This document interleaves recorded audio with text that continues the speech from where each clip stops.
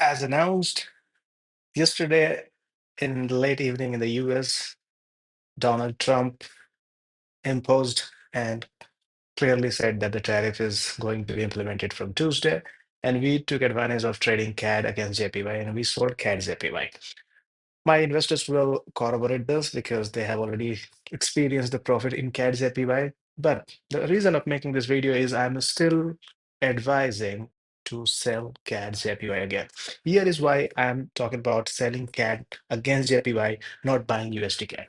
There are three reasons why I'm suggesting to buy Japanese yen rather than choosing US dollar to trade Canadian dollar against. Number one, tomorrow in early Tokyo session, uh, there is an expectation from BOJ Governor Ueda to be hawkish about the upcoming interest rates and frequency of hike of interest rates. Number two, geopolitical tensions have aggravated because of two reasons. One, no solution about the not yet no solution about the peace talks regarding Russia-Ukraine war yet. Number two, um, this trade war is also a geopolitical tension when uh, they are imposing tariff on US is imposing tariff on other countries. They are going to retaliate up to a great extent. And Canada already said that in the past. Trudeau clearly said on Twitter that they are going to impose 25% tariff. So my point is, whenever there is global tension, some uh, safe haven currencies actually start gaining. So the status of safe haven currency Japanese yen was a little compromised. However, ever since the BOJ started rising, started hiking rates, the status of Japanese yen as safe haven is being slightly restored. That's why selling CAD JPY is a better idea than the buying USD CAD. Basically we are selling Canadian dollar here, and we're finding another currency to buy against the Canadian dollar. Coming to the chart of CAD JPY. So right now you can see that after the fall of Canadian JPY yesterday, there was upward retracement. I'm talking about this retracement, and after this retracement, market already continued to the downside. If we talk about these three red candles, this one, and this one, these are nothing but uh, three black crows. My color scheme here is red and blue. I'm not very specific about color. Maybe it's purple and pink. I don't know. I will call it red and blue. So let's call it red. So the three red ones, actually, if you use black and white theme, this will be three black crows, and this is where we were supposed to take the position.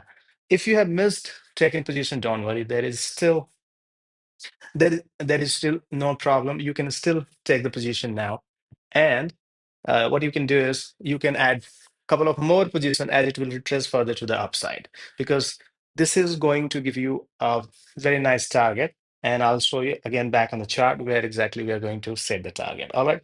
So let's go to the chart now, and I will show you where we are going to set the target. All right.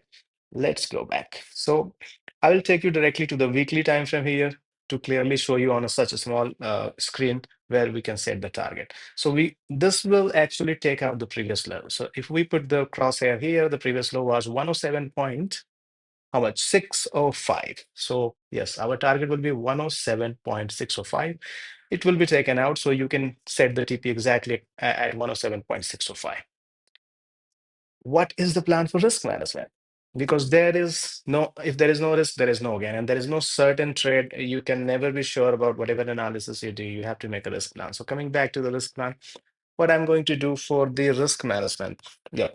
So risk management plan is to simply look at the price action. Whatever I think may fail, whatever we analyze may fail, and we have to be ready for the adverse scenario to accept our losses when our analysis fail. Let's go back to the chart and let's see where exactly I'm going to exit the trade in case it fails, whatever I'm predicting now.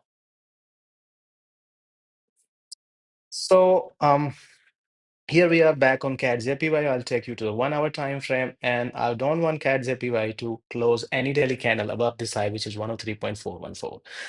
So I'm not going to set a stop loss. Rather, I'm going to wait for a candle closing. So above 103.414. So if any daily candle will close above 103.414, whether it is going to close tomorrow by any influencing factor, because you do not know what suddenly can come in the market. Maybe you'll suddenly hear something from Canada talking about imposition of tariff on the US. So if we do not know how soon what suddenly will come, because there are pre-scheduled data and there are some uncertain things which can suddenly come in the market. That's why if I see the stable effect of that particular thing, which is unprecedented or unpredictable, I will close it. Why I'm not setting stop loss? Because sometimes a temporary influencing factor can cause a spike up, and it can touch your SL. That's why no SL. Wait for the daily candle closing to see the stable effect, whether or not there is a stable effect of that particular influence. And if it is, you take the losses. So that's all in this trade. Thanks for watching.